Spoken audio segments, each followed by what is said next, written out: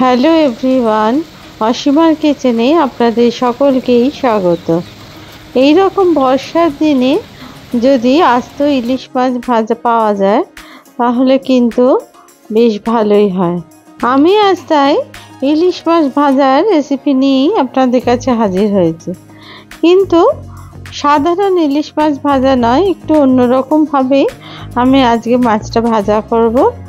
এটা কিন্তু খেতে জাস্ট অসাধারণ লাগে। তাহলে দেখে নেওয়া যাক রেসিপিটা। প্রথমে আমি একটা মশলা বানিয়ে নেব। এর জন্য নিয়ে নিলাম 1.5 চামচ মতো আদা রসুনের পেস্ট।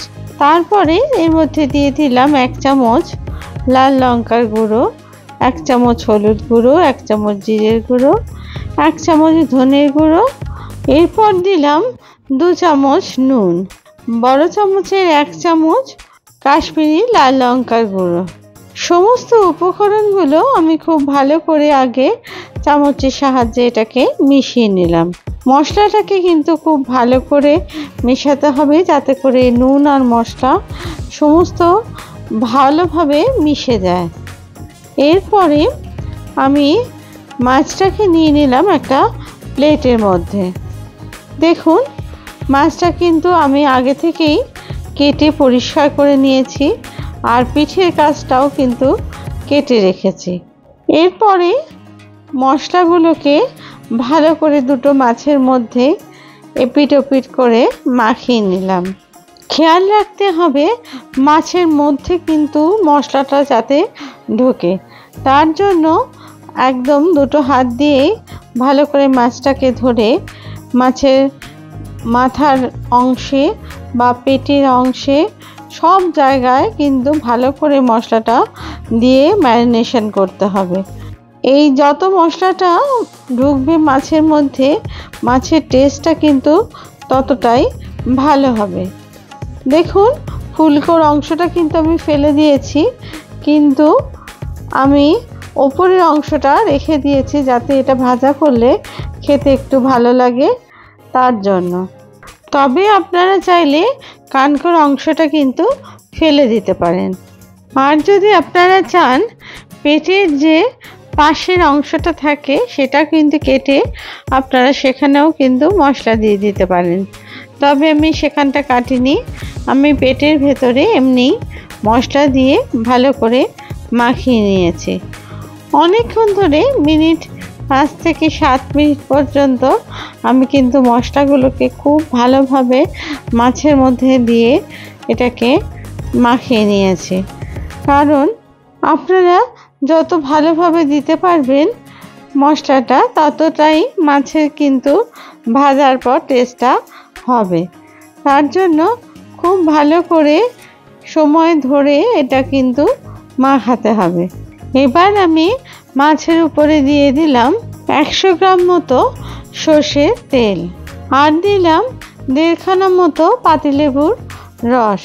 এই পাতিলেবুর রস দিলে মাছ ভাজার স্বাদটা কিন্তু আলাদাই মাত্রায় এনে দেয়। লেবুর রস ছড়িয়ে দিলাম মাছের ওপরে। এক পিঠ হয়ে গেলে খুব ভালো করে মাখিয়ে নিলাম যাতে করে সমস্ত মাছের মধ্যে লেবুর রসটা ঢুকে যায়। আর যেটুকু মশলা বাদবাকি ছিল সেটাও দিয়ে দিলাম এবার মাছের মধ্যে। এরপর অন্য পিঠের ওপরেও দিয়ে দিলাম আরও একটু লেবুর রস। তারপরে মাছটাকে ম্যারিনেশন করার জন্য রেখে দিলাম 15 থেকে 20 মিনিট। 20 মিনিট পরে আমি অন্যদিকে ফ্রাইং প্যান বসিয়ে দিলাম। সেই ফ্রাইং প্যানের মধ্যে দিয়ে দিলাম আমি খানিকটা সর্ষের তেল। আপনারা প্রয়োজন অনুযায়ী তেলটা দেবেন, কারণ মাছ ভাজার জন্য যেরকম তেলের প্রয়োজন সেই রকমই দিতে হবে। আর অন্য আর একটা থালায় আমি ছড়িয়ে দিলাম কিছু ময়দার গুঁড়ো। আমি ম্যারিনেশন করা মাছটাকে এবার নিয়ে এই ময়দার গুঁড়ো মাখিয়ে তারপরে ভাজবো।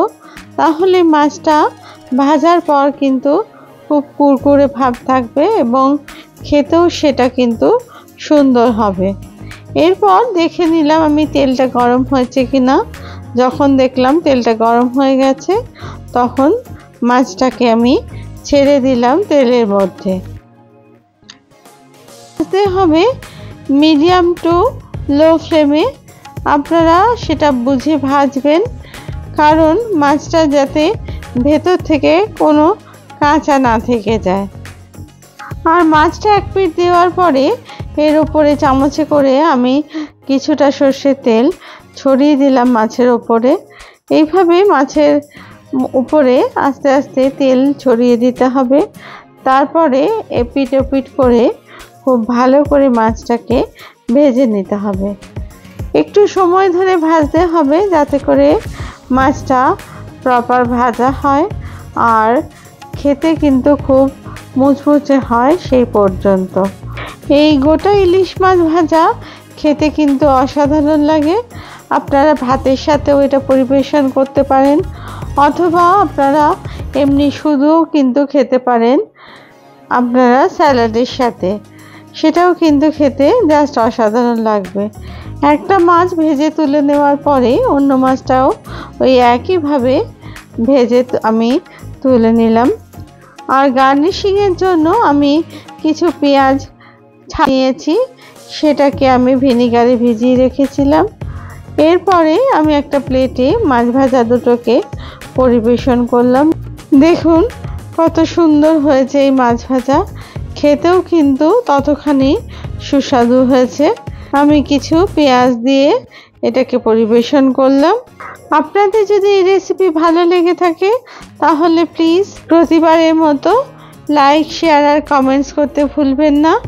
আর আপনারা যদি আমার চ্যানেলের নতুন বন্ধু হন তাহলে প্লিজ চ্যানেলটিকে সাবস্ক্রাইব করে দেবেন আর পাশে থাকা বেল আইকনটিকে প্রেস করে দেবেন, যাতে করে নতুন রেসিপি দিলে অতি সহজেই এটা আপনাদের কাছে পৌঁছে যায়। আমি কিছু কাসুন্দি দিয়ে এটা পরিবেশন করলাম। আবার নতুন রেসিপি নিয়ে আপনাদের কাছে হাজির হব। আপনারা সবাই ভালো থাকবেন। ধন্যবাদ।